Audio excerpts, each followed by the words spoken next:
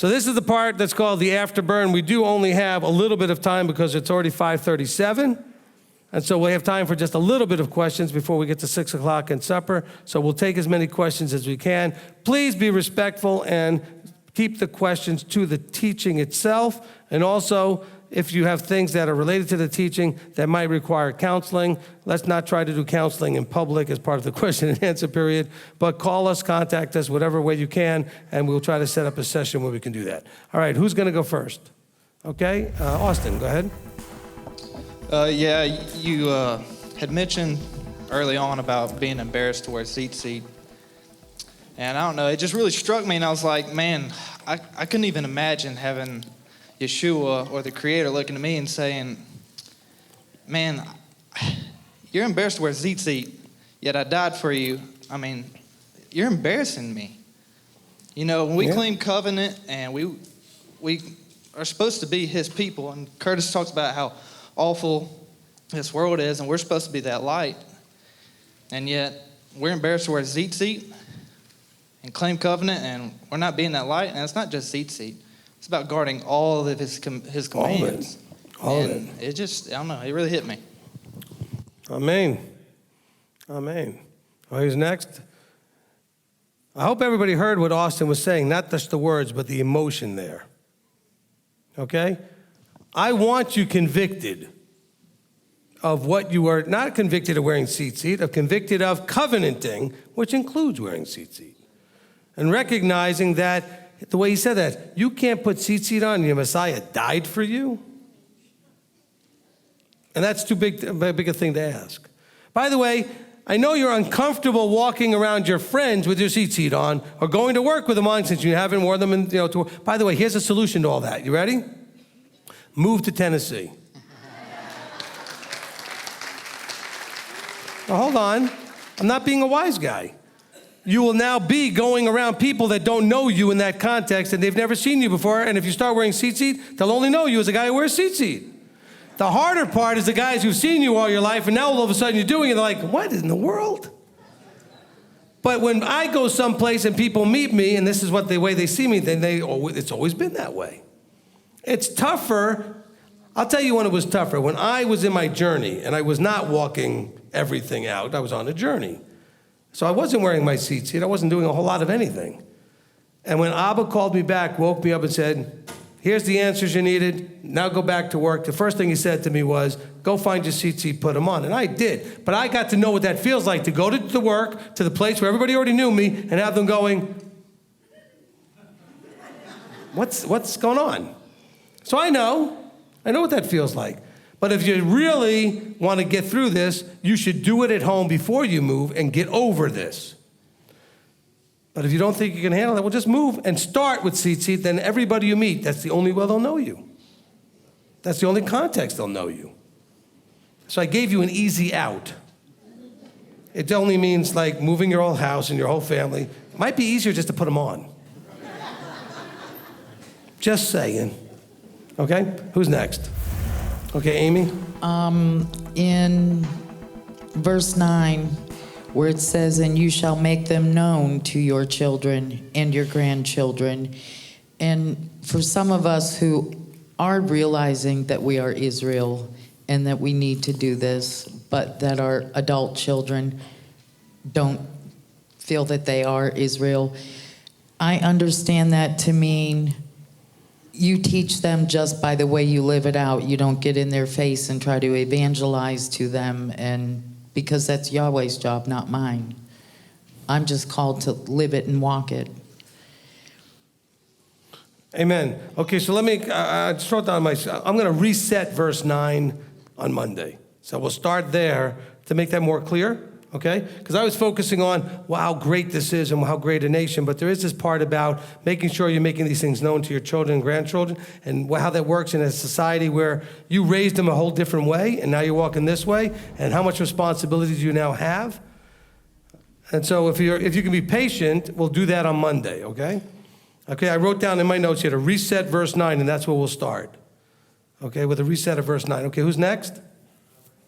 Okay, in the back. Okay, Raymond? So I thought I saw an interesting opportunity to make a connection between what we were hearing last night and what we were hearing today that might edify and be supportive. So we were just hearing about how, in order to know how to deal with those outside, it's important to let our words be seasoned with salt so that we know how to answer each one, and got a connection to how that salt might be a representation of the covenant. And then last night we were also hearing a parallel to that, and that is, really in order to know how to deal with people, you need to know whether or not they're inside the camp or outside the camp, because the things that apply to us inside the camp, you can't just impose willy-nilly on people outside the camp. So that was a nice connection that I saw between last night and today. And that will also be a part of what we start with verse 9. Because in a sense, you have children outside the camp, and you're inside the camp, and that's a challenge. So that's a good launching point, what he just said, for where we're going to end up having to deal with verse 9, because you have that sort of verse that looks like you're responsible in a certain way for them, but they're outside the camp. Now you got to deal with them in a different way, because they're not going to understand what you're talking about anyway. And so we'll have to balance that out. So thank you, Raymond. Who's next? I was just going to say something that I saw a couple weeks ago that I really enjoyed. And then what Raymond said just added a whole new dimension to it, which is, it's a quote, just, make your words soft and sweet just in case you have to eat them later. Well, make your words soft, sweet, and seasoned with salt just in case you have to eat them later. Amen. Amen. Just like most of the things you see out there now say chocolate with sea salt. All these sweet things, but they have salt with them now. Didn't used to be that way. There was so many things that were, adding salt to them. Caramel with salt, right? They didn't salt all these things. Okay, okay, go ahead, Janet. Yes, Rabbi, thank you. You're welcome. So the verse that stick to in my mind was verse 4. But you who are clinging to Yahweh, your Elohim, are alive today, every one of you. And I don't know why, but my brain went to Yohanan 15:4, when Yeshua says, stay in me, because I thought of me, him, the word. And I stay in you, as the branch is unable to bear fruit of itself unless it stays in the vine. So neither you unless you stay in me. And later on he says, if anyone does not stay in me, he is thrown away as a branch and dries up. And they gather them and throw them into the fire, and they're burned. So they're not alive anymore, they're dead. I want to see if you can comment on that, please. No, there's nothing to comment. You made a perfect connection there. I really appreciate that connection. It's a good one. This goes to show you that if we wanted to, I could have started in Deuteronomy 4, and we could have spent 5 parts just in the first couple of verses. Or, there's so much if you allow it to bring you to other places. Like when I went to 1 John. I don't even remember where in the teaching I did that. It's not in my notes, but we'll see if I can scribble it in there where it belongs. But just understand, I could have gone to John 15 in the clinging, and I'm pretty sure we did that in the cling, cleave, hold fast. And there are things that we do to show, stay in me, cling to this, hold fast. And then what does it connect to? Me, which is Yeshua, which is the Word, which is the Torah, which is the truth, which is life, which is the light. All of those things. So, it's a great connection. Who's next? Okay, Aubrey? So I used to be a chemistry major in college, and I did a little research. One of the few ways for salt to lose its potency is to be diluted or mixed. So I thought that was a very interesting analogy when it talks about in Torah not to go in and mix or take part in the other nations and what they're doing. And then the second thing is when they mine salt, if it's tainted or dirty, the closer they dig down to the bedrock, so next to the rock, the salt's more pure. And so I thought those were 2 really neat things when you kind of do a little bit of studying about the salt losing its flavor. Amen. Between those 2, I'm going to have Janet do part 8 and you'll do part 9.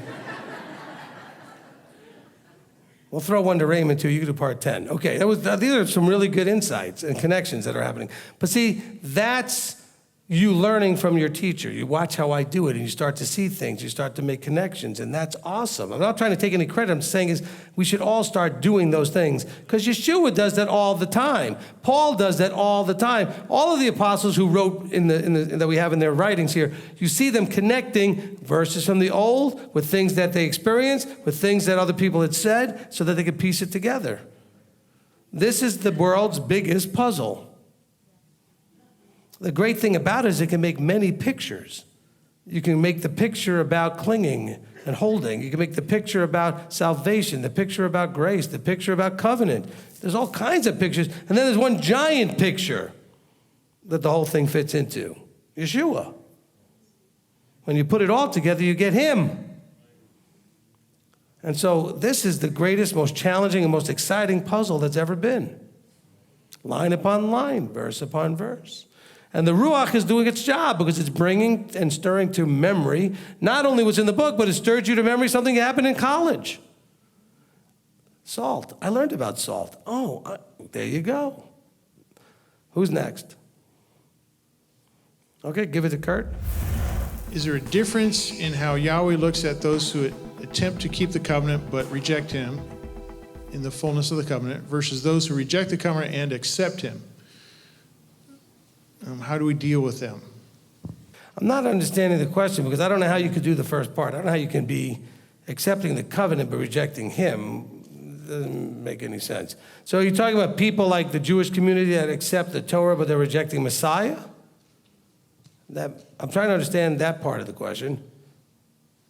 I can understand the other side of it, people that think they're accepting the Creator and the Messiah and they're not actually doing the Torah. I understand that part of it. I didn't understand the first part of it. So, unless you're rejecting him as Yeshua is the part. They're walking it out, but rejecting Yeshua is my... Okay, simple answer is we don't stand or ever go into that place. That's between him and everybody, and he'll decide who gets what and how that works. Okay, we have this thing to try to figure out where everybody's going to end up. Knock that off. Just worry about yourself.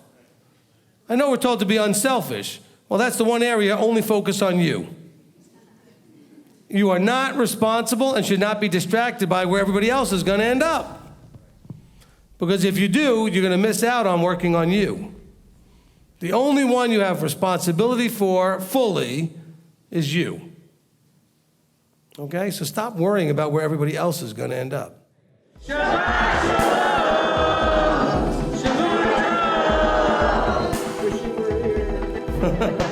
We love you.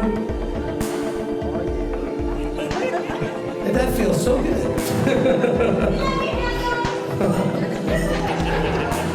All right.